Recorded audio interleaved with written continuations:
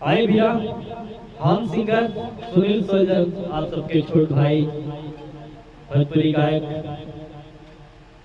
आप सबके पैर छू के हम प्रणाम करते हैं।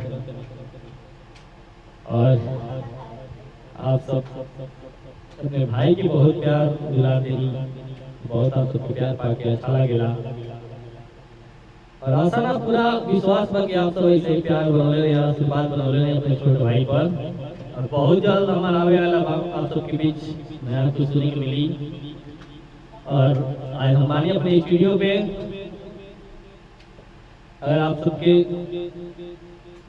गाना रिकॉर्डिंग कराओ, वीडियो शूटिंग कराओ करके आप सब हमके कॉल कर सकेंगे हमारे मोबाइल नंबर पे। जो हमारा मोबाइल नंबर बा 7972870432। और कुछ स्टूडियो पे बैठल बनी वैसे ही रियाज करता नहीं।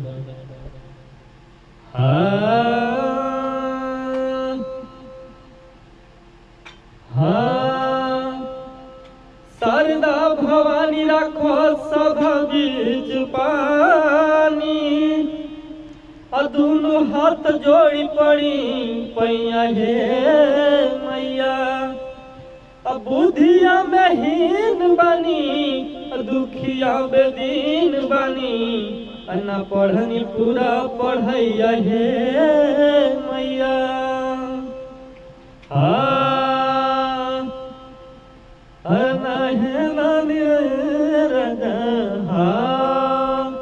अरे काहे खातिर ये राजा गवाना करो। अरे काहे खातिर ये राजा गवाना करो। अरे गोदी में ना दिहल खेलावाना हो। और काहे खातिर ये राजा गवाना करो।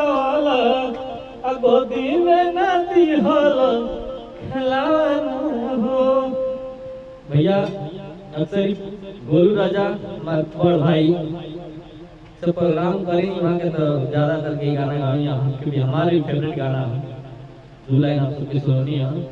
और वहाँ के प्रोग्राम हम ज़्यादा देखिए। एगो और ही बटे एगो औरत अपने पति से कहतिया, कैसे कहतिया भैया का भाव गाना के। अरे काहे खातिर ये राजा गवाना करो। अरे गोदी में ना दिहल खेलावाना हो। एक और गाना बा जबकि पूरा याद नहीं है भैया। और भगवान से का कहतिया, सुनी सुनी भगवान जन बिहान होखे दी।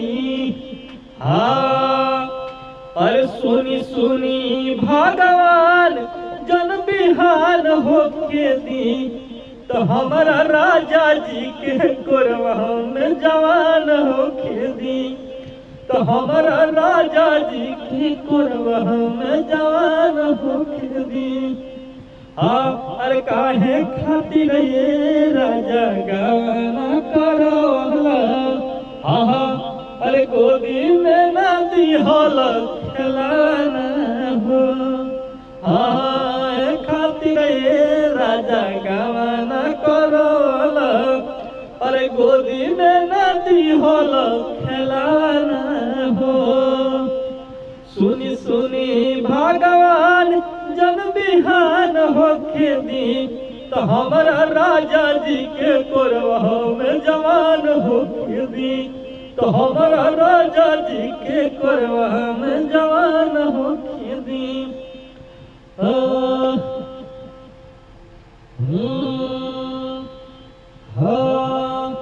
बहुत पहले हम गाने वाला आप सबके बीच में। रिक्शा चलावे गावे गनवा हो, सजनवा हमार बड़ लहरी। रिक्शा चलावे गावे गनवा हो, सजनवा हमार बड़ लहरी।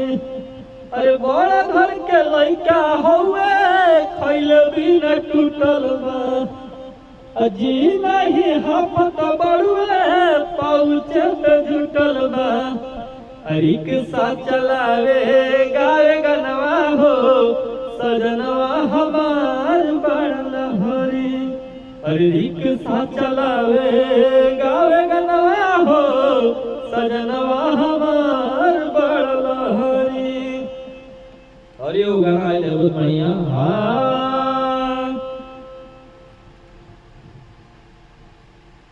हाँ गवना कराई गइला पराई कोइला ना हमके अंधेरा में। हाँ अरे गवना कराई गइला पराई कोइला ना हमके अंधेरा में। हाँ चढ़ल जवानी देवर रतिया में हमके बोलावे लकुरा में और चढ़ल जवानी देवर रतिया में हमके बोलावे लकुरा में।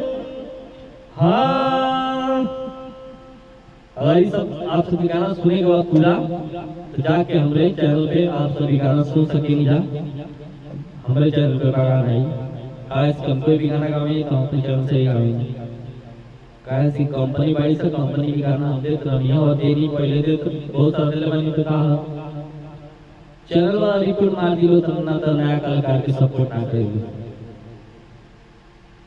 वेल होके ना दिलो के गाना चाहे लो रिपोर्ट मार दिलो तो बाद में प्राइवेट कर दिलो ये सब कंपनी मतलब बहुत ज्यादा करेगी कंपनी वाला करता हूँ वही सब यही सब अगर आप सबका आशीर्वाद प्यार रही तो जब चले गए तो हम आप सबके छोट भाई और आप सबका आशीर्वाद रही तो हम रही चैनल पे चली गाइस के कॉमेडी वीडियो बना रही बहुत अच्छा आप सबको प्यार दुलार दे रहे हैं ऐसे ही आशा ना पूरा विश्वास हो आप सब पर कि ऐसे आप सबके प्यार मिलता रही। ना ना ना ना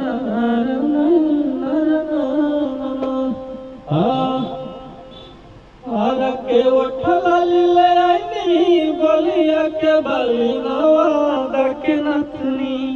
आहा आर के उठला ले आईनी बोलिया के बली नवा के नथनी। तो कवना जिला के जलेबी हो बबुनी हो कवना जिला के जलेबी हो बोला बबुनी। चलिए भैया अब इसे ही टाइम पास करते रहिए थोड़ा याद करते रहिए तो करिए दो चार लाइन आपको सुना दें और ऐसे ही प्यार दुलार देते हैं और अपना भाई के लेकर तब तक के लिए नमस्कार प्रणाम आप सबके बाय बाय।